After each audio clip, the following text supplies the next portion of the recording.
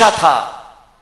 جب اس کا آخری وقت آیا تو اس نے اپنے بیٹوں کو بلا کر ایک بڑی عجیب و غریب وصیت کی کہ جب میں مر جاؤں تو لوہے کا ایک تابوت بنوانا, میری لاش کو اس تابوت میں رکھ کر ایک لوہے کے صندوق میں رکھ دینا, پھر اس صندوق کو دفن مت کرنا بلکہ چھت کے ساتھ لٹکا دینا تاکہ میں قبر کے عذاب سے محفوظ رہوں. یہ اس کا فارمولا تھا کہ کسی طرح قبر میں جاؤں گا ہی نہیں تو قبر میں عذاب کیسے آئے گا, اپنی عقل سے فیصلے کر رہا تھا. ایسا ہی ہوا کہ جب اس کا انتقال ہوا تو تابوت بنایا بادشاہ کا, اور لڑکوں نے دفن کرنے کی بجائے اس تابوت کو ایک لوہے کے مضبوط صندوق میں بند کر کے چھت سے لٹکا دیا اور کمرہ بند ہو گیا. جب رات ہوئی تو کمرے کے اندر سے عجیب و غریب آوازیں آنے لگی. بیٹے کمرے کے اندر دوڑے, دروازہ کھولا, دیکھا تو صندوق ہل رہا تھا. لوگ لڑکے حیران ہو گئے کہ صندوق پیک ہے, اندر تابوت ہے, پھر کیوں ہل رہا ہے؟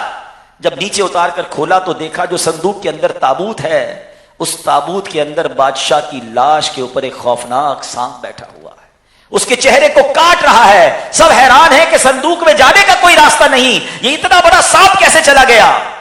بادشاہ کے بیٹوں نے بہرحال اس سانپ کو باہر نکالا, مار ڈالا, صندوق پھر بند کیا, پھر کمرے میں لٹکا دیا. یہ رات تو جیسی تیسی گزر گئی. اگلی رات پھر کمرے سے آوازیں آنے لگی. بیٹوں نے پھر کمرہ کھولا, پھر صندوق ہل رہا تھا. صندوق کھولا, تابوت نکالا تو دیکھا وہی پہلے والا سانپ, بلکہ اس سے بھی بڑا سانپ بادشاہ کے سینے پر بیٹھا ہے. پھر سانپ نکالا, صندوق کو بند کر دیا. اے میرے پیارے اسلامی بھائیوں, یہ تیسری رات آ گئی, مگر اب دیکھا تو پھر صندوق ہل رہا ہے. کھولا تو اب سانپ نہیں بلکہ صندوق کے اندر آگ بھڑک رہی ہے. اللہ اکبر. وہ سمجھ گئے کہ عذاب قبر سے چھٹکارا نہیں ہے. چنانچہ انہوں نے بادشاہ کی لاش کو باقاعدہ قبر میں دفن کر دیا. اے میرے پیارے اسلامی بھائیوں, اس سے پتہ کیا چل رہا ہے کہ ہم موت سے بچ نہیں سکتے, اور اگر اللہ نہ کرے کسی کے نصیب میں عذاب ہے تو چاہے اسے مچھلیاں کھا جائیں, چاہے اس کی لاش کہیں کھو جائے, اس کی لاش نہ ملے, ریزہ ریزہ ہو جائے, جل کر راکھ ہو جائے, مگر اگر عذاب قبر ہے تو اسے عذاب عالم برزخ میں دیا جائے گا. اگر اس کے لیے نعمتیں ہیں تو بے شک اس کی لاش نہ ملے, مگر اسے قیامت تک وہ نعمتیں, وہ برکتیں, وہ جنت کی جو ہوائیں ہیں وہ اسے نصیب ہوں گی. تو اے میرے پیارے اسلامی بھائیوں, ہمیں اس گھڑی کی تیاری کرنی ہے. اور ایک بات اور یاد رکھیں کہ ایک تو موت کا وقت مقرر ہے اور اس کے ساتھ ساتھ موت کا مقام بھی مقرر ہے. ہاں, بندہ گھوم پھر کے وہاں پہنچتا ہے کہ جہاں اس کا وقت لکھا ہوتا ہے, ایک انچ آگے پیچھے نہیں ہو سکتا. زندگی میں کئی بار ایسا آپ کے اور میرے ساتھ ہوا کہ ہم مرتے مرتے بچے. ہم کہتے ہیں کہ یار آج مرتے مرتے بچ گیا, ایکسیڈنٹ سے بچ گیا, گرتے گرتے بچ گیا, موٹر سائیکل آگے سے نکل گئی, فلاں ٹرک گزرا میں بچ گیا. ہم کبھی کبھی سی سی ٹی وی فوٹیجز دیکھتے ہیں کہ پورے ٹرک موٹر سائیکل کے والے کے اوپر سے چڑھ جاتا ہے اور وہ زندہ باہر آ جاتا ہے. یہ کیسے ہوا؟ اس لیے ہوا کہ موت کا وقت نہیں آیا تھا. وہ کہتے ہیں نا, موت خود سب سے بڑی حفاظت کرنے والی ہے. جب تک میری موت نہیں آئی مجھے دنیا کی کوئی طاقت نہیں مار سکتی ہے, اور جب موت کا وقت آ گیا تو پھر کوئی بچا بھی نہیں سکتا ہے. یہ بات ذہن میں رکھنی ہے کہ جب وقت آئے گا ہمیں جانا پڑے گا, ہم کچھ بھی نہیں کر سکیں گے. قرآن کہتا ہے اینما تکونوا یدرککم الموت ولو کنتم فی بروج مشیدہ. ترجمہ کنز ایمان, تم جہاں کہیں ہو موت تمہیں آ لے گی اگرچہ مضبوط قلعوں میں ہو. جتنی سیکیورٹی لگا لے, جتنے پلان بنا لے. لوگ کہتے ہیں جناب باڈی فٹ ہونی چاہیے, ٹیسٹ پورے ہونے چاہیے. ارے جس کو ڈاکٹر 100% فٹ کا سرٹیفکیٹ دیتا ہے چند منٹوں کے بعد اس کو بھی جاتا دیکھا ہے, اور جس کو ڈاکٹر کہہ دے جناب 3 دن کا مہمان ہے اس کو برسوں جیتے دیکھا ہے. یہی تو بات سمجھ آتی ہے کہ وہی تو ہے جو نظام ہستی چلا رہا ہے, میرا خدا ہے. ارے سب کچھ اس کے ہاتھ میں ہے, زندگی دینا اس کے ہاتھ میں ہے, موت دینا اس کے ہاتھ میں ہے. وہ چاہے تو برسوں بندہ جی سکتا ہے. ارے ہم نے اب تو یہ پہلے کیا ہوتا تھا کہ ہم یہ سنتے تھے کہ یار اچانک مر گیا, اچانک انتقال ہو گیا, یہ سنتے تھے. اب تو سی سی ٹی وی فوٹیجز آ گئی ہیں, بیٹھے بیٹھے بندہ گر جاتا ہے, چلتے چلتے گر جاتا ہے, تقریر کرتے کرتے لوگوں کو مرتے دیکھا ہے, بلکہ کرکٹ کے میدان میں, فٹ بال کے میدان میں, اسپورٹس میدان میں دیکھا لوگ چلے گئے. ارے بھائی اسپورٹس مین تو بڑا فٹ ہوتا ہے, کہتے ہیں اس کی تو بہت زبردست باڈی ہوتی ہے, اس کا تو کولیسٹرول لیول بھی ٹھیک ہے, اس کا ہارٹ بھی مضبوط ہے. پھر کیا ہوا؟ وقت آ گیا تو سب کو جانا پڑا. ہم نے یہ بھی دیکھا, ہاں ماشاءاللہ کچھ ایسے مناظر بھی دیکھے کہ بیان کر رہے ہیں اور زبان پر کلمہ ہے، درود ہے، اور ماشاءاللہ عاشقان رسول دنیا سے جا رہے ہیں. نعتیں پڑھتے پڑھتے دیکھا، کبھی کسی کو سجدے کے عالم میں انتقال کرتے دیکھا، نماز کے اندر سبحان اللہ انتقال. یہ سب ویڈیوز آنا شروع ہو گئی. پہلے سنتے تھے، اب اپنی آنکھوں سے دیکھ رہے ہیں. اس کا مطلب کیا ہوا؟ اگلے لمحے کا اس بندے کو پتا نہیں تھا کہ اگلا سیکنڈ میں دنیا میں نہیں ہوں گا. ہمارے ساتھ بھی ایسا ہونا ہے. ہمیں نہیں پتا کہ اگلے سیکنڈ، اگلی تھوڑی دیر بعد ہم صبح دیکھیں گے بھی کہ نہیں. مگر کمال یہ ہے کہ پلاننگز ہیں، ارادے ہیں. اگلے 5 سال بعد یہ کرنا ہے، 10 سال بعد یہ کرنا ہے. بھائی میرا گھر بن رہا ہے، ایسی مضبوط بنیاد بناؤ، ایسی جناب طریقے سے بنانا کہ 100 سال یہ بلڈنگ رہے. ارے بلڈنگ 100 سال رہے گی، آپ کب تک رہیں گے؟ ہاں وہ قبر جس میں آپ نے جانا ہے وہاں ہو سکتا ہے صدیاں رہنا پڑے، اس کی کوئی تیاری نہیں ہے. صدیوں پرانی عمارتیں دنیا میں موجود ہیں، کہاں ہیں بنانے والے؟ ہم بھی چلے جائیں گے مگر یہ سب کچھ ادھر ہی رہ جائے گا. کیسا وقت اور جگہ مقرر ہے کہ ایک بار حضرت سلیمان علیہ نبینا علیہ الصلوۃ والسلام کے وقت میں آپ کا ایک دوست آپ کے ساتھ ایک جاننے والا بیٹھا تھا، اور ایک اور شخص آیا اور وہ اس دوست کو گھورنے لگا. تھوڑی دیر بعد وہ جو گھورنے والے تھے وہ چلے گئے. وہ دوست پوچھتا ہے حضرت سلیمان سے کہ حضرت یہ کون تھے؟ فرمایا کہ ملک الموت تھے، روح قبض کرنے والے فرشتے. تو کہا حضرت لگتا ہے مجھے میری روح قبض کرنے آئے تھے.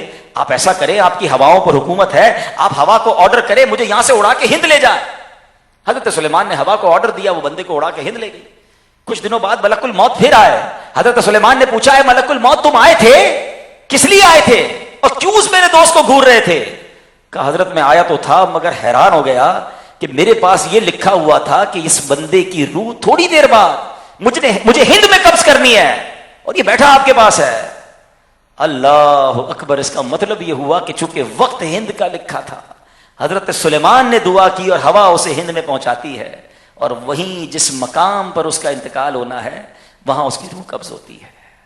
اللہ اکبر. کہتے ہیں نا پہنچی وہیں پہ خاک جہاں کا خمیر تھا. بندہ وہیں پہنچتا ہے، وہیں دفن ہوتا ہے. بلکہ ایک اور ایمان افروز بات کہ علماء فرماتے ہیں کہ جس مٹی سے بنایا جاتا ہے انسان کو، اسی مٹی میں اس کو دفن کیا جاتا ہے. یعنی جس کی جہاں مٹی، یعنی جس مٹی سے بنایا گیا نا، یعنی جس قبر میں دفن ہونا ہے اسی مٹی سے بندے کو بنایا جاتا ہے، اور وہیں جا کر اس کی قبر بنتی ہے. کئی بار آپ نے دیکھا ہوگا کوئی ٹریول کرتے کرتے کسی ملک پہنچا، سفر کرتے کرتے اور وہاں اس کا انتقال ہو گیا. لوگ کہتے ہیں یار کہاں مٹی لکھی تھی، کہاں اس کا انتقال ہوا، کہاں قبر بنی. اور کئی خوش نصیب ہوتے ہیں جو سفر کرتے کرتے جاتے ہیں اور مدینے پہنچ جاتے ہیں اور وہاں انتقال ہوتا ہے اور جنت البقیع مل جاتی ہے. سبحان اللہ. ان کی خوش نصیبی کیسی ہے کہ انہیں گویا مدینے کی مٹی سے بنایا گیا تھا. جبھی تو جنت البقیع میں تدفین ہوئی ہے نا. اللہ سے آج بڑی رات دعا کرتے ہیں، میرے رب کے خزانوں میں تو کبھی نہیں ہے نا، مرنا تو سب نے ہے، مٹی قبر سب کی مٹی ہونی ہے اور وہ خاک بن جانی ہے. مگر اب اللہ سے دعا کرتے ہیں مٹی نہ ہو برباد، پسے مرگ الہی. اللہ مرنے کے بعد میری مٹی برباد نہ ہو جائے، مٹی نہ ہو برباد، پسے مرگ الہی جب خاک اڑے میری مدینے کی ہوا ہو. اے رب تیرے خزانوں میں کمی نہیں. آج ہماری اے اللہ ہمیں مدینے والی موت ہماری تقدیر میں لکھ دے. ہمیں جلنے والی، پھٹنے والی، ڈوبنے والی، کٹنے والی موت سے بچائی رکھنا. اے اللہ ہمیں کلمے والی، ایمان والی، عافیت والی، سجدے والی، مدینے والی، آقا کی دین والی موت نصیب فرما. ہم رب سے مانگ تو سکتے ہیں نا، اور میرے رب کی بارگاہ سے کیا ممکن ہے، کیا ناممکن ہے؟ ارے سب ممکن ہے، وہ جو چاہے کر سکتا ہے. تو اے میرے پیارے اسلامی بھائیو سوچئے مرنا ہم سب نے ہے اور ایک لمحہ بھی یہ ڈیلے نہیں ہوگا. اب جس کو یہ کنفرم ہو جائے، جس کو یہ بات سمجھ آ جائے کہ مجھے مرنا ہے، تو پھر وہ کیسے گناہ کر سکتا ہے، پھر وہ اللہ کو کیسے ناراض کر سکتا ہے؟ اے میرے پیارے اسلامی بھائیوں، حضرت ابوبکر صدیق رضی اللہ تعالیٰ عنہ کیا خوبصورت خطبہ ارشاد فرمایا کرتے ہیں. فرماتے کہاں ہے وہ خوبصورت چہرے، کہاں ہے اپنی جوانیوں پر اترانے والے، کدھر گئے وہ بادشاہ جنہوں نے عالیشان شہر تعمیر کروائے اور انہیں مضبوط قلعوں سے تقویت بخشی، کدھر چلے گئے میدان جنگ میں غالب آنے والے؟ بے شک زمانے نے ان کو ذلیل کر دیا اور اب یہ قبر کی تاریکیوں میں پڑے ہیں. جلدی کرو، نیکیوں میں سبقت کرو اور نجات طلب کرو. اے میرے پیارے اسلامی بھائیو غور کیجئے، آج ایسا لگتا ہے دل سخت ہو گئے، یہ خیال ہی نہیں آتا کسی کو کہ مجھے مرنا ہے. آج لوگ جیتے ایسے ہیں جیسے مرنا ہی نہیں ہے.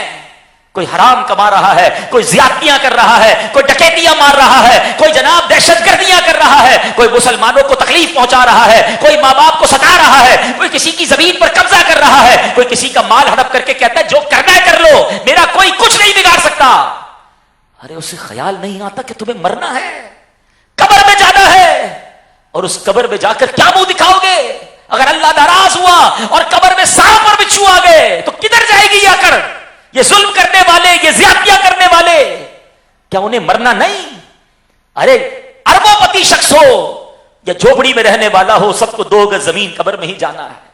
کبھی نہیں سنا ہوگا آپ نے کہ جناب یہ 2000 گز کے بنگلے میں رہتا ہے، اس کی قبر 400 گز کی بنائی جائے گی، اور یہ جھوپڑی میں رہتا ہے، اس کو 2 گز قبر دی جائے گی. نہیں، سب کی قبر ایک جیسی ہوتی ہے. جتنا دنیا میں مال کیوں نہ ہو، اس کو بھی وہی لٹھے کا کفن دیا جاتا ہے، اور غریب جو فٹ پاتھ پر انتقال کر جائے اس کو بھی وہی لٹھے کا کفن دیا جاتا ہے. کبھی نہیں سنا ہوگا آپ نے بھائی یہ بڑا مہنگا لباس پہنتا تھا، اس کو ریشمی لباس کا کفن دیا جائے. نہیں، کبھی نہیں سنا ہوگا کہ قبر میں جناب یہ بڑے قیمتی بستر پر سوتا تھا، اس کی قبر میں نیچے کوئی اچھا بستر بچھا دو، بیچارے کو تکلیف ہوگی. نہیں، وہی پتھریلی زمین ہے، وہی 2 گز کی قبر ہے. بلکہ وہی دوست کہیں گے جناب مٹی پوری ڈالو، ارے سوراخ بند کر دو کہیں سوراخ باقی نہ رہ جائے. قبرستان میں جائے نا، قبریں ساری ایک جیسی دکھتی ہیں، مگر داستانیں سب کی الگ ہیں. ہاں، داستانیں سب کی الگ ہیں. کہتے ہیں نا قبر کا حال مردہ جانتا ہے، ایسا ہی ہے. کسی کی قبر جنت کا باغ ہوگی، وہ جنت کی نعمتیں لوٹ رہا ہوگا. ارے ادھر قریب قبرستان ہے نا، آج رات تو ویسے بھی قبرستان جانا چاہیے. جب بھی قبرستان جائے تو عبرت کی نگاہ سے دیکھے، ایک جیسی قبریں نظر آ رہی ہوں گی، مگر انہی قبروں میں کوئی قبر جنت کا باغ ہوگی، وہ جنت کی نعمتیں لوٹ رہا ہوگا. اور کسی کی قبر جہنم کا گھڑا جس میں سانپ اور بچھو ہوں گے. کیسے برداشت ہوگا؟ پلیز میرے پیارے اسلامی بھائیوں، آج شب برات ہے، آج ہمیں جھنجھوڑ رہی ہے یہ رات کہ آج فیصلے کی رات ہے. کب فیصلہ کریں گے کہ میں توبہ کر رہا ہوں؟ کب فیصلہ کریں گے کہ اب زندگی اللہ کی رضا والی گزاروں گا؟ کتنے گناہ کر لیے، کتنی نمازیں قضا کر لی، یہ خیال کیوں نہیں آتا مجھے مرنا ہے؟ اور مرنے کی ڈیٹ فکس نہیں، ہاں بارگاہ الہی میں فکس ہے. ہمیں نہیں پتا کب جا کے چلے جائیں، کیا معلوم آج ہی چلے جائیں. ایک بزرگ نے کہتے ہیں مجھے اس دنیا کی حقیقت میں نے ایک ریڑی والے سے سیکھی. اللہ والے سیکھتے بھی کیسے تھے، میسج کیسا لیتے تھے؟ کیا دیکھا انہوں نے؟ ایک برف بیچنے والا اعلان کر رہا ہے اس بندے پر رحم کرو جس کا سرمایہ پگھل رہا ہے. کہتے میں نے اس سے سمجھا کہ اس کو برف بیچنے کی کتنی فکر ہے کہ نہیں بکے گی تو پگھل جائے گی، سرمایہ ختم ہو جائے گا. کاش یہ بات سمجھ آ جائے کہ زندگی بھی پگھل رہی ہے. ہمارے پاس سمجھ لے ایک برف کی بہت بڑی لادی بلاک ہے، روز پگھل رہا ہے، جس دن پگھل جائے گا ہم چلے جائیں گے دنیا سے. جلدی کرنا ہے، اس کو پگھلنے سے پہلے اللہ کو راضی کرنا ہے، اس کی یہ لائف ختم ہونے سے پہلے ہم نے جنت کی تیاری کرنی ہے. مگر ایسا لگتا ہے کہ فکر ہی ختم ہو گئی ہے، مرنے کا خیال ہی نہیں آتا. اللہ اکبر. میں نے کہا نا کہ کیسی کیسی قبر کی سٹوریز ہوتی ہیں. ایک آپ کو واقعہ سناتا ہوں. اللہ اکبر. ایک پرانے زمانے کی بات ہے کہ اس زمانے میں ایک شخص تھا جس نے ایک مکان بنایا، بہت بڑا مکان بنایا، اور وہ مکان چھوڑ کے مر گیا. اولاد جو ہے اس مکان پہ لڑنے لگی، ایک بیٹا کہتا میرا، ایک بیٹا کہتا میرا، لڑائی ہو رہی ہے. اس دوران اسی مکان کی اینٹ سے ایک آواز آئی، یا ہادانی فیما تتنازعان، اے دو بھائیوں کس بات میں جھگڑ رہے ہو؟ مجھ سے میری کہانی تو سن لو. اینٹ بول رہی ہے. اب اس اینٹ سے آواز آتی ہے کہ میں ایک بادشاہ تھا، سال ہا سال سے حکومت کرتا رہا، پھر موت نے فنا کے گھاٹ اتار دیا. میرے خوبصورت رخسار، پیاری آنکھیں، طاقتور جسم، مضبوط بازو، میری ہڈیاں، غرض میرا وجود گل سڑ کر مٹی ہو گیا. 1000 سال تک میری مٹی برباد رہی. پھر میری مٹی کسی کمہار یعنی مٹی کا برتن بنانے والے کے ہاتھ آ گئی، اس نے میری مٹی سے پیالہ بنا دیا. بہت عرصے تک پیالہ استعمال ہوا، پھر پیالہ بھی ٹوٹ گیا، وہ پھر مٹی بن گیا. اب کچھ عرصے کے بعد ایک معمار، ایک اینٹیں بنانے والے، بھٹے والے کے ہاتھ میں وہ مٹی آ گئی. اس نے اس مٹی سے میری اینٹ بنا دی، اور اس اینٹ کو آج اس مکان میں لگا دیا گیا ہے. یہ ہے حقیقت. میں بادشاہ تھا مگر میری خاک برباد ہوئی، اور آج میں ایک اینٹ بنا ہوا ہوں، اور تم اس مکان کے لیے لڑ رہے ہو. ہائے ہائے ہائے، کاش یہ بات سمجھ آ جائے کہ یہ ہے زندگی. ہم دنیا سے جائیں گے، پتہ نہیں ہمارا کیا ہوگا.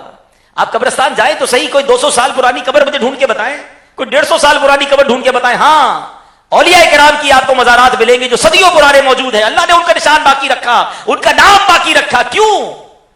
اللہ قرآن میں فرماتا ہے فَاذْكُرُونِي أَذْكُرْكُمْ, تم میرا شکر ادا کرو میں تم میرا ذکر کرو میں تمہارا ذکر کروں گا. یعنی جو اللہ کا ذکر کرتا ہے اللہ اس کے ذکر کو باقی رکھتا ہے, اس کے چرچے بلند ہو جاتے ہیں. حضرت پیر مہر علی شاہ صاحب کتنے بڑے اللہ کے ولی ہیں رحمت اللہ تعالی علیہ. ہر سال بابا فرید جایا کرتے, بابا فرید کی بارگاہ میں حاضری دینے جاتے. ایک بد مذہب مل گیا, کہتے ہیں آپ اللہ کے اتنے بڑے ولی ہیں اور آپ اتنے بڑے عالم دین ہیں, آپ ہر بار مزار پہ آتے, کیا کرنے آتے ہیں مزار پر؟ اب آپ مفسر قرآن بھی تھے, آپ عالم دین بھی تھے. آپ نے کہا میں تو یہاں پر آ کر قرآن کی آیت کی تفسیر دیکھنے آتا ہوں, میں تو تفسیر قرآن کو آنکھوں سے دیکھنے آتا ہوں. تو کہتا ہے بابا فرید کے مزار پہ کون سی قرآن کی تفسیر دیکھ رہے ہیں؟ اللہ اکبر. سنیں پیر مہر علی شاہ صاحب کیا پیارا جواب دیتے ہیں. کہتے ہیں رب نے قرآن میں فرمایا ہے فَاذْكُرُونِي أَذْكُرْكُمْ, تم میرا ذکر کرو میں تمہارا ذکر کروں گا, میں تمہارا چرچا کروں گا. میں یہ دیکھنے آتا ہوں کہ بابا فرید نے ساری زندگی اللہ کا نام لیا, ان کے پردہ فرمانے کے بعد آج اللہ نے مخلوق کی زبان پر یا فرید جاری کر دیا ہے. اللہ نے ان کے چرچے کو بلند کر دیا ہے.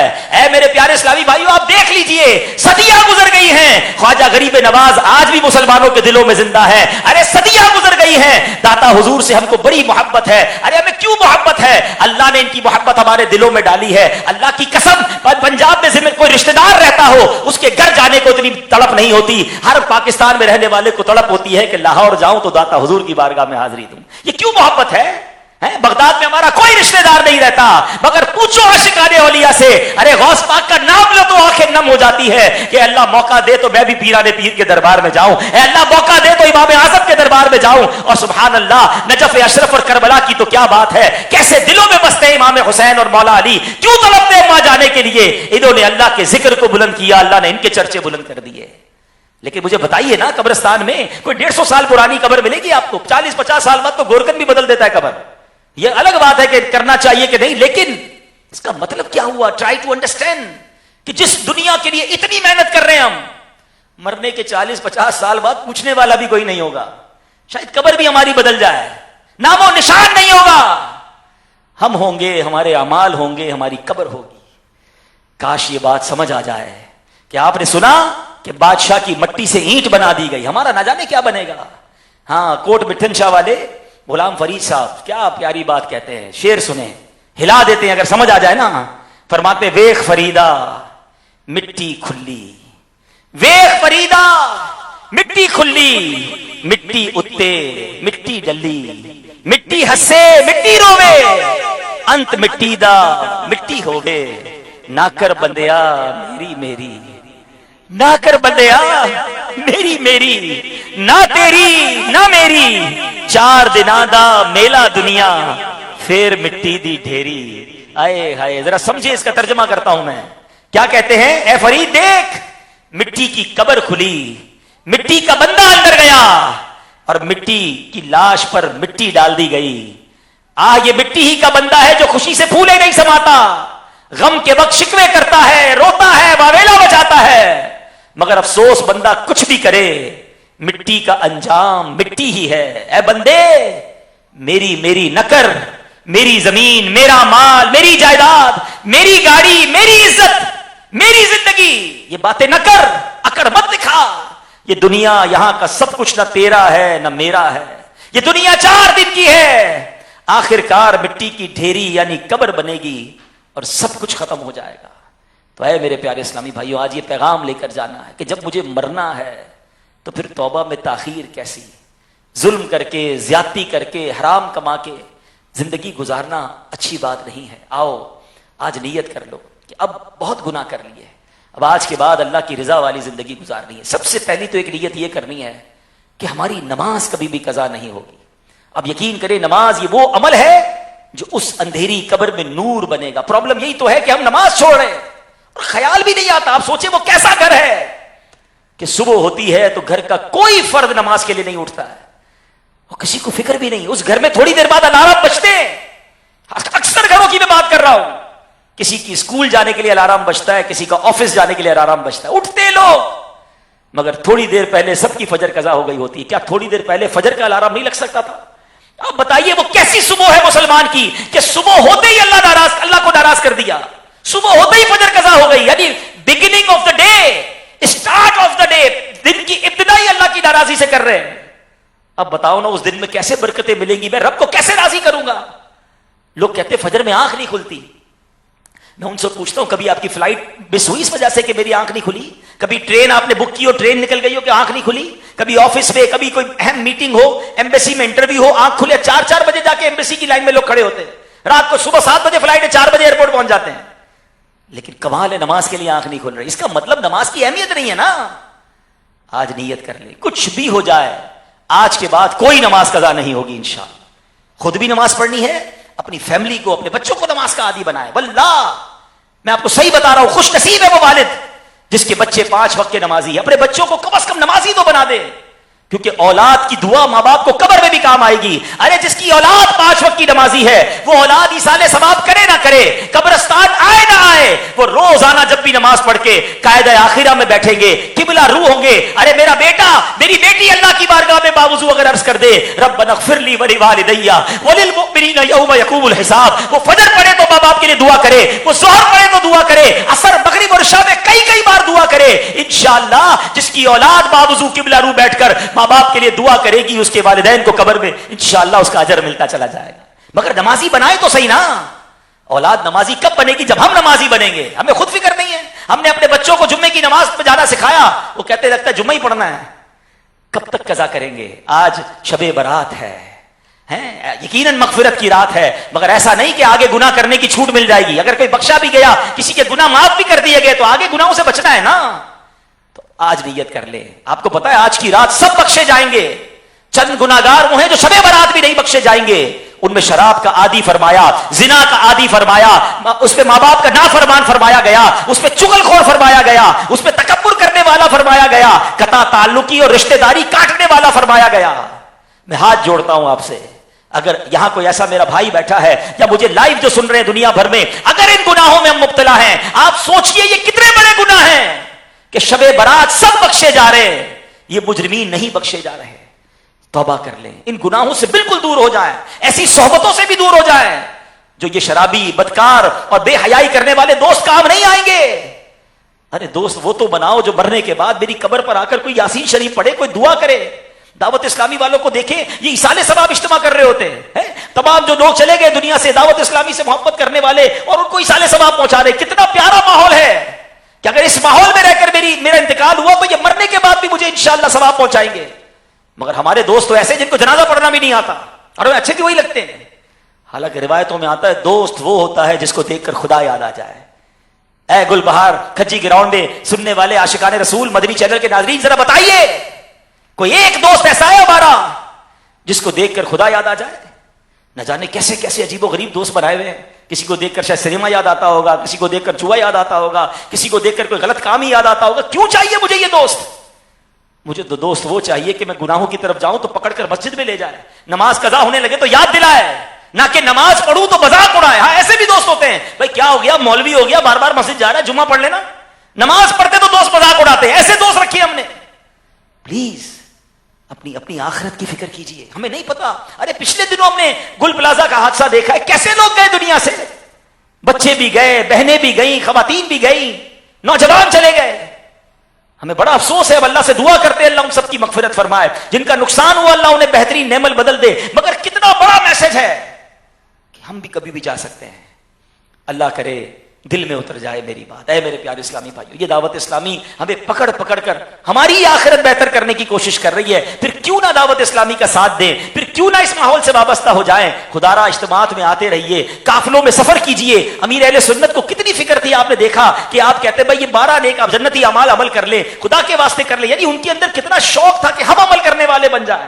ایسی تحریک کہاں ملے گی بھائی جو ہمیں پکڑ پکڑ کر اللہ رسول کی طرف لا رہی ہے؟